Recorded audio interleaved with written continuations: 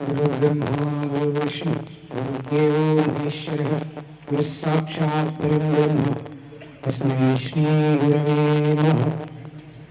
सदाशिवसमारम्भां शङ्कराचार्यमध्यमाम् अस्मदाचार्यपर्यन्तां वन्दे गुरुपरम्पराम्। ओम श्रीराम ओम श्याम।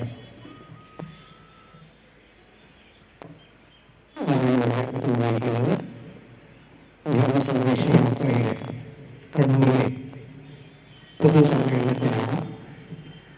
ധർമ്മ സന്ദേശയാത്രയെക്കുറിച്ച് ഒരുപക്ഷെ ഇതിൽ വന്നിരിക്കുന്ന സജീവങ്ങളൊന്നും തന്നെ പ്രത്യേകിച്ച് പറയേണ്ട ആവശ്യമൊന്നും തോന്നുന്നില്ല. കഴിഞ്ഞ 1-2 മാസങ്ങളായിട്ട് ധർമ്മ സന്ദേശയാത്രയെക്കുറിച്ചിട്ടുള്ള കാര്യങ്ങൾ നമ്മുടെ സോഷ്യൽ മീഡിയയിലൂടെ അതുപോലെ തന്നെ പത്രങ്ങളിലൂടെ ഒക്കെ തന്നെ അറിഞ്ഞിട്ടുണ്ടാകും. അതിൻ്റെ പ്രസക്തി എന്താണ്, ഈ ഒരു ഘട്ടത്തിൽ ധർമ്മസന്ദേശയാത്ര നടക്കുന്നതിൻ്റെ ആവശ്യകത എന്താണ് എന്നതിനെക്കുറിച്ചൊക്കെ വിശദീകരിക്കുന്ന ഒരു പൊതുസമ്മേളനം ആണ് ഇത്.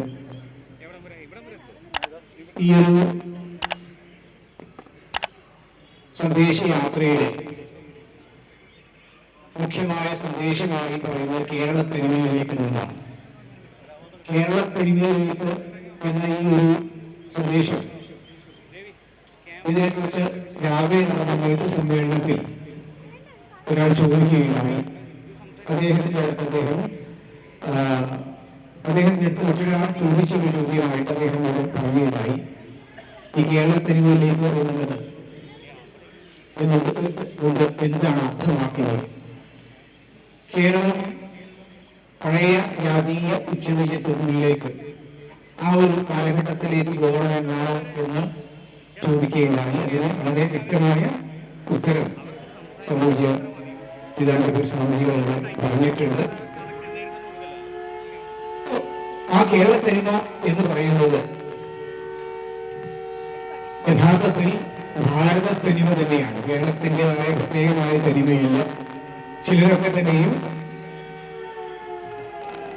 കേരളത്തനിമ എന്ന് പറയുമ്പോൾ മറ്റൊരു വിധത്തിൽ കണ്ടേക്കാം. കേരളത്തിൻ്റെതായ ഭാരതത്തിൽ നിന്ന് വ്യത്യസ്തമായ ഒരു സംസ്കാരമുണ്ട് എന്ന് പ്രചരിപ്പിക്കുന്ന ഒരു വിഭാഗം ജനങ്ങളോട് കാണുന്നു. പക്ഷെ ഇവിടെ ഈ കേരളത്തനിമയിലേക്ക് എന്ന സന്ദേശം കൊണ്ട് നാം ഉദ്ദേശിക്കുന്നത് കേരളത്തനിമ എന്ന് പറയുന്നത് ഭാരതത്തനിമ തന്നെയാണ്. ഭാരതത്തിന്റെ മഹത്തായ സംസ്കാരത്തിൽ നിന്ന് വ്യത്യസ്തമായ ഒരു സംസ്കാരം കേരളത്തിലില്ല. അതുകൊണ്ട് ആ ഭാരതത്തിന്റെ മഹത്തായ സംസ്കാരത്തിലേക്ക്, സനാതന ധർമ്മത്തിൽ അധിഷ്ഠിതമായ സംസ്കാരത്തിലേക്ക് നമുക്ക് മടങ്ങേണ്ടിയിരിക്കുന്നു എന്ന് പറയുമ്പോൾ നമ്മൾ കുറേയൊക്കെ ആ ഭാരത സംസ്കാരത്തിന്റെ, സനാതന ധർമ്മത്തിന്റെ പല ആചരണങ്ങളും തത്വങ്ങളും നടന്നുകൊണ്ടിരിക്കുന്നു. ധാർമ്മികമായ അപചയം നമ്മുടെ സമൂഹത്തിൽ സംഭവിച്ചുകൊണ്ടിരിക്കുന്നു എന്നുള്ളതാണ്. അതുകൊണ്ടാണ് നമ്മൾ ആ ഒരു ഭാരതീയ സംസ്കാരത്തിന്റെ, സനാതന ധർമ്മത്തിന്റെ യഥാർത്ഥമായ ആ തനിമയിലേക്ക്, സ്വത്വത്തിലേക്ക് തിരിച്ചു പോകേണ്ടിയിരിക്കുന്നു എന്നുള്ളതാണ് ഒരു ധർമ്മസന്ദേശയാത്രയുടെ യഥാർത്ഥമായ സന്ദേശം, അതിലെ രത്നചുരുക്കം എന്ന് പറയുന്നത്. ഞാനിവിടെ പറഞ്ഞ സനാതന ധർമ്മമാണ് നമ്മുടെ സംസ്കാരത്തിന്റെ അടിത്തറ എന്ന് പറയുന്നത്, നമ്മുടെ സ്വത്വം എന്ന് പറയുന്നത് സനാതന ധർമ്മത്തിൻ്റെതായ ആത്മീയതയാണ്. ഭാരതമായി നിൽക്കണമെങ്കിൽ സനാതന ധർമ്മം ഇവിടെ നിലനിൽക്കണമെന്നതാണ്. സനാതന ധർമ്മം നിലനിൽക്കുമ്പോഴേ ഭാരതമായി നിൽക്കുകയുള്ളതാണ്. സനാതന ധർമ്മം ഇല്ലെങ്കിൽ തീർച്ചയായിട്ടും അവിടെ ഭാരതമില്ല. സനാതന ധർമ്മം എന്ന് ഇല്ലാതായി തീരുന്നത് ആ സമയത്ത് സനാതന ധർമ്മമില്ല എന്നുള്ളതാണ്. അതുപോലെ തന്നെ ഭാരതമില്ലെങ്കിൽ സനാതന ധർമ്മം ഇല്ലെങ്കിൽ ഭാരതവുമില്ല, ഭാരതമില്ലെങ്കിൽ സനാതന ധർമ്മവുമില്ല എന്നതാണ്. ഭാരതത്തിന്റെ ഭാഗമായ പല സ്ഥലങ്ങളും ഭാരതത്തിൻ്റെതല്ലാതായി തീരുന്ന സമയത്ത് നമ്മൾ കണ്ടു അവിടെ സനാതന ധർമ്മത്തിന് ഉണ്ടായിട്ടുള്ള ദോഷങ്ങൾ സനാതനധർമ്മം അപ്പാടെ തന്നെ തുടച്ചു നീക്കപ്പെട്ട ഒരു അവസ്ഥ നമുക്ക് അവിടേക്ക് തന്നെ കാണാൻ സാധിക്കും. അപ്പോൾ ഭാരതം നിലനിൽക്കണമെങ്കിൽ സനാതന ധർമ്മം ഉണ്ടാകണം. സനാതന ധർമ്മം നിലനിൽക്കണമെങ്കിൽ ഭാരതത്തിന്റെ സ്വത്വത്തിൽ നിലനിൽക്കണം, ഭാരതമായി തന്നെ നിലനിൽക്കണം എന്നുള്ളതാണ്. ഭാരതം നമ്മുടെ മഹാത്മാക്കൾക്ക് തന്നെയും ഒട്ടനേകം മഹാത്മാക്കൾ പറഞ്ഞിട്ടുണ്ട്, ഭാരതം എന്നുള്ളത് ലോകത്തിന്റെ ഹൃദയമാണ്. ഹൃദയം നമുക്കറിയാം, നമ്മുടെ ശരീരത്തിലെ ഹൃദയമാണ് നമ്മുടെ ശരീരത്തിലെ എല്ലാ അവയവങ്ങളെയും നിലനിർത്തുന്നത്, ജീവനോടെ സചേതനമായി നിലനിർത്തുന്നത് ഹൃദയമാണ്. ഹൃദയത്തിൽ നിന്നും രക്തം പ്രവഹിക്കുന്നില്ലെങ്കിൽ നമ്മുടെ ഓരോ അവയവങ്ങളായിട്ട് നിർജീവമായി തീരും, ചലനരഹിതമായി തീരും, നിശ്ചേഷ്ടമായി തീരും, പരിപൂർണമായിട്ടും മരണത്തിന് വീഴുന്ന ശരീരമാസകലം ജഡമായി തീരും എന്നുള്ളതാണ്. അപ്പൊ അതുപോലെ ലോകത്തിന്റെ നിലനിൽപ്പ് യഥാർത്ഥത്തിൽ ഭാരതത്തിലാണ് എന്നതിനകത്ത് പറയാം. ഭാരതത്തിലെ സനാതന ധർമ്മത്തിലാണ്. ലോകത്തിന് സമാധാനം ഉണ്ടാവണമെങ്കിൽ ഭാരതം നിലനിൽക്കണമെന്നതാണ്. ഭാരതത്തിന്റെ സനാതന ധർമ്മത്തിലൂടെ ആണ് നമ്മുടെ ലോകത്തിന്റെ സമാധാനം നിലനിൽക്കുക എന്നതാണ്. അപ്പം അതുകൊണ്ട് തന്നെ ലോകത്തിന്റെ മുഴുവൻ ആവശ്യകതയാണ്, ലോകത്തിൽ മുഴുവൻ സമാധാനം നിലനിൽക്കുന്നതിന്റെ ആവശ്യകതയാണ് യഥാർത്ഥത്തിൽ ഭാരതത്തിൽ ലോകത്തിൽ മുഴുവൻ സമാധാനം ഉണ്ടാകണമെങ്കിൽ ഭാരതം നിലനിൽക്കണമെങ്കിൽ ഭാരതത്തിലെ സനാതന ധർമ്മം നിലനിൽക്കണമെന്നതാണ്. നമുക്കറിയാം, പുരാതന കാലങ്ങളിൽ നമ്മുടെ ആചാര്യശ്രേഷ്ഠന്മാരൊക്കെ തന്നെയും നമ്മൾ പ്രസംഗിച്ച് കേട്ടിട്ടുള്ളതാണ്. വളരെ വൈഭവപൂർണമായിട്ടുള്ള ഒരു ചരിത്രം ഭാരതത്തിലുണ്ട്. ഭൗതികമായ ഐശ്വര്യത്തിന്റെയും സമൃദ്ധിയുടെയും കാര്യത്തിലായാലും വൈജ്ഞാനിക മേഖലയിലാണെങ്കിലും വളരെ ഉയർന്ന തലത്തിൽ ഭാരതം നിലകൊണ്ടിരുന്നു എന്ന് നമ്മൾ പഠിച്ചിട്ടുണ്ട്. പലപ്പോഴും അത് അങ്ങനെ ആയിരുന്നില്ല എന്ന് മറ്റു ചിലർ പഠിപ്പിക്കാറുണ്ട്. എപ്പോഴും ദാരിദ്ര്യത്തിൽ ഉള്ള ഒരു രാഷ്ട്രമായിരുന്നു എന്നുള്ളത്. ഇവിടെ അതുപോലെ അന്ധവിശ്വാസങ്ങളും അനാചാരങ്ങളുമായിരുന്നു കൂടുതലും ഉണ്ടായിരുന്നത്. പാമ്പുകളുടെയും പാമ്പാട്ടികളുടെയും നാടായിരുന്നു. ഇങ്ങനെ പല വിധത്തിലും കേട്ടിട്ടുണ്ട്. പക്ഷെ ശരിയായ ചരിത്രം നമ്മൾ വളരെ ഗവേഷണ വിദ്യ പഠിക്കുമ്പോൾ നമുക്ക് മനസ്സിലാക്കാൻ സാധിക്കും. ചരിത്രത്തിൽ പുറകോട്ട് പോയാൽ ഈ പലപ്പോഴും തമസ്കരിക്കപ്പെട്ടു പോയിട്ടുള്ള നമ്മുടെ യഥാർത്ഥമായ ചരിത്രം, നമ്മളിൽ നിന്ന് മറയ്ക്കപ്പെട്ടിട്ടുള്ളതായ യഥാർത്ഥ ചരിത്രം, അത് നമ്മൾ പരിശ്രമിച്ചാൽ ഓരോരുത്തർക്കും പഠിക്കാൻ സാധിക്കുന്നതാണ്. ആ ചരിത്രത്തിലേക്ക് നമുക്ക് നോക്കിയാൽ സാധിക്കാം, വൈഭവപൂർണമായ സമൃദ്ധിയും സമ്പുഷ്ടിയും ഒക്കെ നിറഞ്ഞതായ ഒരു ഭാരതമുണ്ടായിരുന്നു എന്നുള്ളത്. അതിന് ഏറ്റവും വലിയ തെളിവെന്ന് പറയുന്നത് അനേകം വൈദേശിക ശക്തികൾ ഭാരതത്തെ ആക്രമിച്ചു എന്നുള്ളത് തന്നെയാണ്. എന്തിനു വേണ്ടിയാണ് ആക്രമിച്ചത് എന്നുള്ളത് ശകന്മാരായും അശകന്മാരും ഹൂണന്മാരും മംഗോളിയരും മുഗളന്മാരും യവനന്മാരും അങ്ങനെ നിരവധി, അതിനുശേഷം ബ്രിട്ടീഷുകാരും ഫ്രഞ്ചുകാരും പോർച്ചുഗീസുകാരും അങ്ങനെ അനവധി വൈദേശിക ശക്തികൾ ഭാരതത്തെ കീഴടക്കാൻ നോക്കിയിട്ടുണ്ടെങ്കിൽ അത് എന്തുകൊണ്ടാണ്? ഈ ഭാരതത്തിലെ സമൃദ്ധിയെ, അതിനെ മുഴുവനും, ഐശ്വര്യത്തെ മുഴുവനും കൊള്ളയടിക്കുക എന്ന ലക്ഷ്യമായിരുന്നു എന്നുള്ളതാണ്. നമുക്കറിയാം, നമ്മുടെ ഭാരതത്തിൽ തന്നെ ക്ഷേത്രങ്ങൾ, എത്രയെത്ര ആയിരക്കണക്കിന് ക്ഷേത്രങ്ങളാണ് തകർക്കപ്പെട്ടത് എന്നുള്ളതാണ്. അതിന് ഏറ്റവും മുഖ്യമായ ഉദ്ദേശ്യം എന്ന് പറയുന്നത് ആ ക്ഷേത്രങ്ങളിലുണ്ടായിരുന്ന അമൂല്യമായ സ്വത്തും സമ്പത്തും കൊള്ളയടിക്കുക എന്നുള്ളതാണ്. ഇന്നും അത് നടക്കുന്നുണ്ട്. പക്ഷേ ബാഹ്യമായ നാം കാണുകയുള്ളവരിലൂടെയല്ല, എങ്കിൽ പോലും നമുക്കത് കാണാൻ സാധിക്കുന്നു. ഞാൻ പറഞ്ഞിരുന്നത് അത്രയും സമൃദ്ധമായിരുന്നു. വൈജ്ഞാനിക മേഖലയിലായാലും നമ്മൾ പഠിച്ചിട്ടുണ്ടാവും. നളന്ദ, വിക്രമശില തുടങ്ങിയ സർവകലാശാലകൾ ലോകോത്തരങ്ങളായ വിദേശ രാജ്യങ്ങളിൽ നിന്ന് പോലും എത്രയോ ആൾക്കാർ വന്ന് പഠിച്ചിരുന്ന സർവകലാശാലകൾ. ഇതൊന്നും മാത്രമല്ല, ഇതിനെ നമ്മൾ ഓർക്കുന്നത്, ഇവ വൈദേശിക ഭരണാധികാരികൾ തകർക്കപ്പെട്ടത് കൊണ്ടാണ് നമ്മളത് ഓർക്കുന്നത്. നമ്മളെപ്പോഴും അതിനെ കുറിച്ച് പറയുന്നത് കൊണ്ടാണ്. പക്ഷെ അതുപോലെ തന്നെ അനേകം സർവകലാശാലകൾ ഭാരതത്തിൽ ഉടനീളം ഉണ്ടായിരുന്നു. എല്ലാവിധത്തിലുള്ള വൈജ്ഞാനിക മേഖലകളിലും വളരെ അധികം ജ്ഞാനം ഉണ്ടായിരുന്നു നമ്മുടെ ഭാരതത്തിന് എന്നുള്ളതാണ്. അപ്പൊ അത്രയും വൈഭവപൂർണമായ ഈ രാജ്യം, ഭാരതത്തിന്റെ ഭാരതത്തിൻ്റെ ആ ഒരു ചരിത്രം, ഭാരതത്തിൻ്റെ മഹത്വം അതിന് കാരണമായിട്ട് നമുക്ക് ആധാരമായിട്ട് കാണാൻ സാധിക്കുക നമ്മുടെ ഋഷീശ്വരന്മാർ നമുക്ക് നൽകിയ മഹത്തായ ധാർമ്മികമായ തത്വങ്ങളും ആചാര പദ്ധതികളും ഒക്കെ തന്നെയാണ്. അതാണ് നമുക്ക് നമ്മുടെ ഐശ്വര്യമായാലും നമ്മുടെ വൈജ്ഞാനികമായ മേഖലയിലുള്ള ഉയർച്ചയായാലും ധാർമ്മികവും ആധ്യാത്മികവുമായ നമ്മുടെ ഉയർച്ചയ്ക്കായാലും അതോടൊപ്പം ഭൗതികമായ ഐശ്വര്യത്തിൻ്റെ എല്ലാം തന്നെ കാരണം ഒരു മുഖ്യമായ കാരണം നമുക്ക് ഉപദേശിക്കുവാൻ, നമുക്ക് നിർദ്ദേശങ്ങൾ തരുവാൻ, നമുക്ക് ആചാരങ്ങൾ, ശ്രേഷ്ഠമായ ആചാരങ്ങളെ പകർന്നു തരുവാൻ ഒരു ഋഷി പരമ്പര, ആചാര്യ പരമ്പരയുണ്ടായിരുന്നു എന്നുള്ളതാണ്. ആ ആചാര്യ പരമ്പരയിലൂടെ നമുക്ക് കിട്ടിയ ധർമ്മതത്വങ്ങളും വിശിഷ്ടമായ ആചരണങ്ങളും നമുക്ക് തീർച്ചയായിട്ടും നമ്മുടെ സമൂഹത്തിൽ ഐശ്വര്യവും അതുപോലെ ഉയർന്ന ഒരു മഹത്തായ സംസ്കാരമൊക്കെ നിലനിൽക്കുവാൻ വേണ്ടി കാരണമായി എന്നുള്ളതാണ്. പക്ഷേ ആ ഒരു ധർമ്മതത്വങ്ങൾ മാത്രമല്ല, ഈ ധർമ്മതത്വങ്ങൾ അല്ലെങ്കിൽ ആചരണ പദ്ധതികൾ അത് അനുവർത്തിക്കുന്ന ഒരു സമൂഹം ഉണ്ടെങ്കിൽ മാത്രമേ ഇവിടെ ഈ പറഞ്ഞതൊരു മഹത്വം ഉണ്ടാവുകയുള്ളൂ.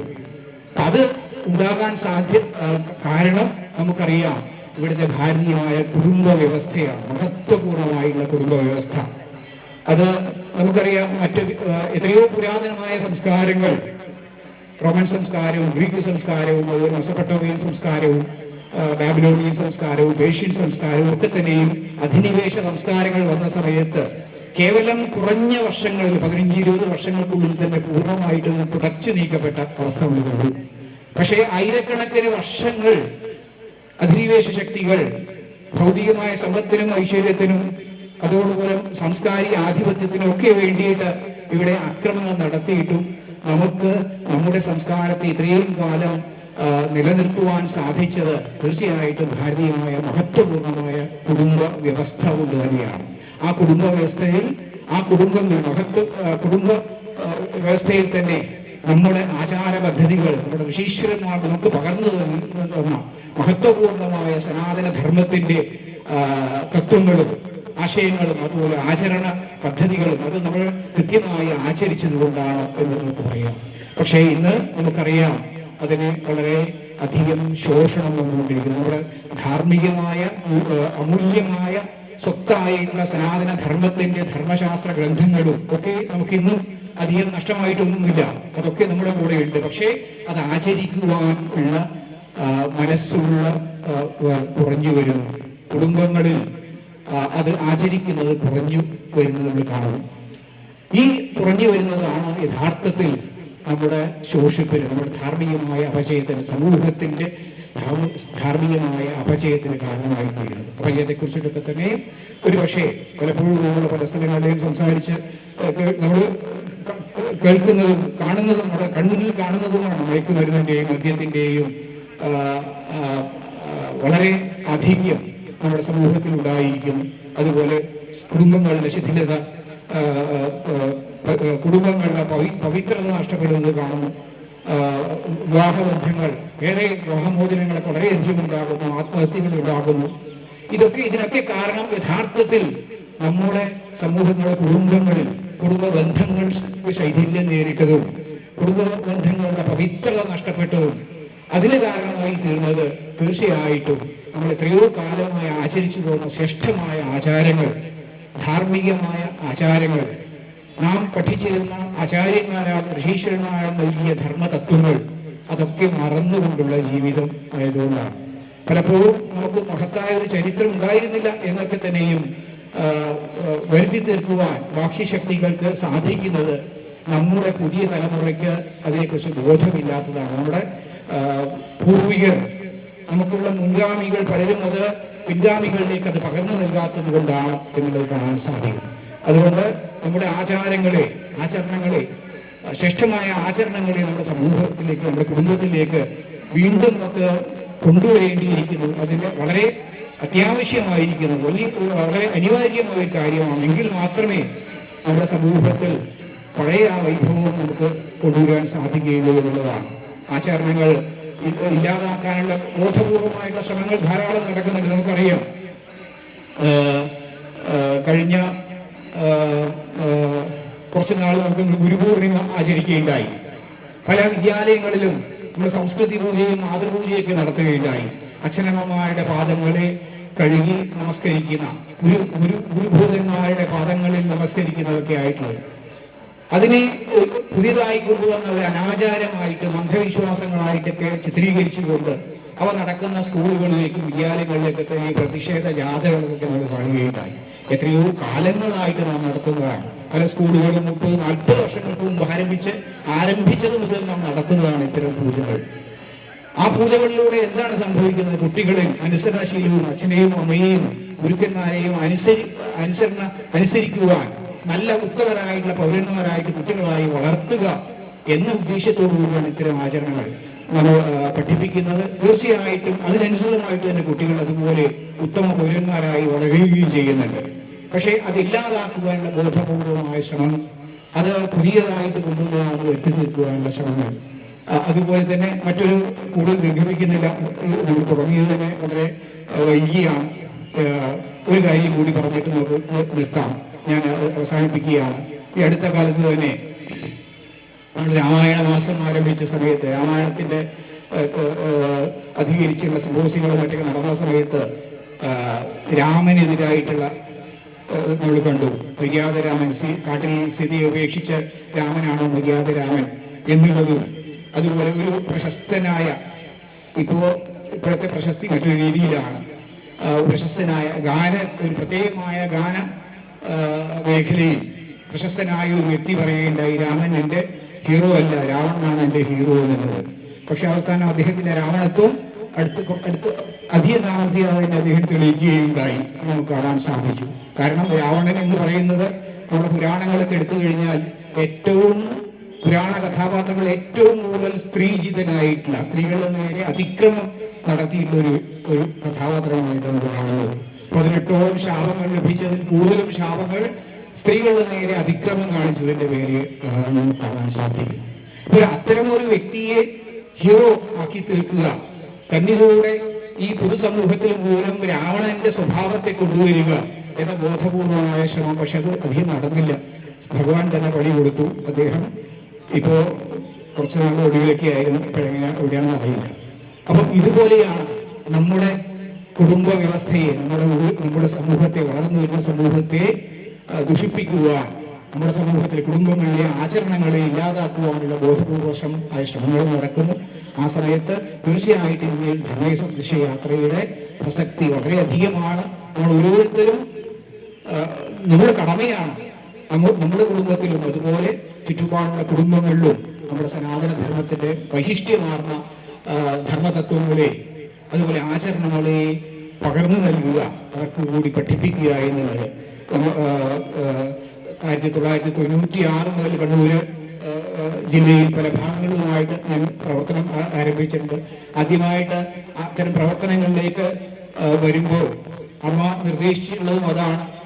എവിടെ പ്രവർത്തനത്തിൽ പോയാലും കുറഞ്ഞത് ഒരു 15 വീടുകളിലെങ്കിലും കയറി ചെന്ന് അവിടെ നമ്മുടെ ശ്രേഷ്ഠമായ ഒരു സംസ്കാരത്തെ കുറിച്ചിട്ട് അവർ പറഞ്ഞു കൊടുക്കണം, അവരെ പറയണം.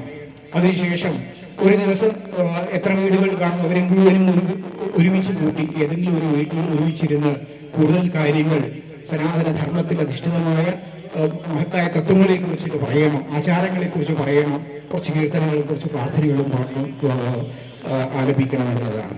ആ രീതിയിൽ നമ്മുടെ സന്യാസിമാരെല്ലാം തന്നെ അത്തരം പ്രവൃത്തികൾ സമൂഹത്തിൽ നടന്നുകൊണ്ടേയിരിക്കുന്നു. പക്ഷേ അത് നമ്മുടെ സാധാരണ ജനങ്ങൾ കൂടി അത് ഏറ്റെടുക്കാൻ തയ്യാറാകണം. സനാതന ധർമ്മത്തിന്റെ തത്വങ്ങളെ പഠിച്ച് അത് ചുറ്റുപാടുള്ള നമ്മുടെ കുടുംബങ്ങളിലേക്ക് ആ തത്വങ്ങളെ മറന്നിരിക്കുന്ന, ആ ആചരണങ്ങളെ മറന്നിരിക്കുന്ന കുടുംബങ്ങളിലേക്ക് കടന്നു ചെന്ന് അത് ഓർമ്മിപ്പിക്കേണ്ട കടമ ഓരോരുത്തരുടെയുമാണ്.